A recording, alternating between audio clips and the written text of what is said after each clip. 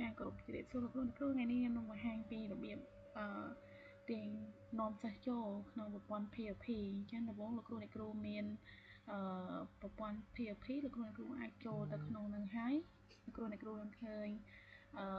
មានផ្ទាំងបែបនេះអញ្ចឹងការនាំសិស្សចូលលោកគ្រូអ្នកគ្រូដើម្បីងាយស្រួលហើយលឿនលោកគ្រូអ្នកគ្រូគួរតែប្រើថ្នាលរបស់គណៈគ្រប់គ្រងចាអញ្ចឹងយើងចូលមកថ្នាលរបស់គណៈគ្រប់គ្រងហើយយើងចូលប្រព័ន្ធ SMS ចាអញ្ចឹងយើងស្វែងរកដើម្បីលោកគ្រូអ្នកគ្រូអត់ចាំតាក់ទងនឹងគណៈនយោបាយទេលោកគ្រូអ្នកគ្រូអាចធ្វើការស្វែងរកបែបនេះបានអញ្ចឹងខ្ញុំធ្វើការនាំសិស្សចូលទៅសាលាបឋមសិក្សាបឹងឈូកអញ្ចឹងខ្ញុំចូលប្រព័ន្ធរបស់គណៈនយោបាយហើយសម្រាប់លេខកូដ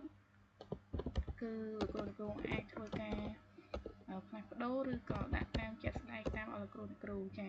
អញ្ចឹងខ្ញុំចូលមកបែបនេះហើយដើម្បីធ្វើការនាំសិស្សចូលថ្មីនៅពេលលោកគ្រូអ្នកគ្រូចូលថ្មីដូចមានមួយលោកគ្រូអ្នកគ្រូត្រូវចុចនៅលើឈ្មោះរបស់នាយក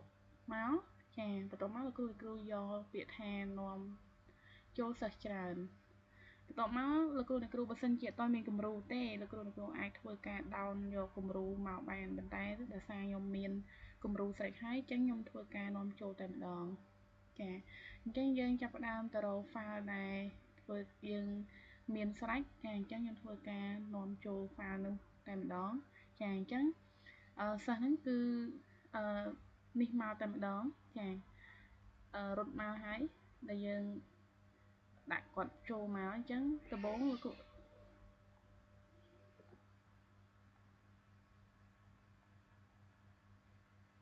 ចាអញ្ចឹង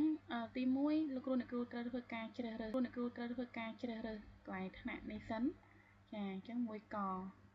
អញ្ចឹងលោកគ្រូអ្នកគ្រូត្រូវបំពេញតាក់ទងនឹងថ្ងៃខែឆ្នាំកំណើតលោកគ្រូអ្នកគ្រូត្រូវដាក់ថ្ងៃខែឆ្នាំកំណើតគាត់ឲ្យបានត្រឹមត្រូវចា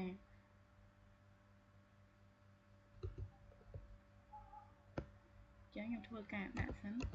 បើសិនជាលោកគ្រូអ្នកគ្រូអត់ដាក់ទេនៅកន្លែងនាំចូលនេះវានឹងអត់លោតទេចាអញ្ចឹងកន្លែងនេះវាលោតមកចាបន្ទាប់មករួចរាល់ហើយតែខ្ញុំជ្រើសរើសឲ្យអស់សិនដើម្បីយើងកាន់តែងាយស្រួលពេកនាំចូលទៅគឺវាចូលទៅក្នុងថ្នាក់តែម្ដងចាដើម្បីកុំឲ្យយើងពិបាកក្នុងការទាញគាត់ទៅម្ដងទៀតចាអញ្ចឹងបើសិនជាធ្វើបែបនេះហើយរួចរាល់អញ្ចឹងខ្ញុំធ្វើការនាំចូលចាអញ្ចឹងឈ្មោះសិស្ស2 Dinet អញ្ចឹងខ្ញុំធ្វើការនាំលោកគ្រូអ្នកគ្រូទៅមើលថាតើសិស្សហ្នឹងនៅណាចុះលោកគ្រូអ្នកគ្រូអាចចុចលើត្រេ3នេះហើយយកសិស្ស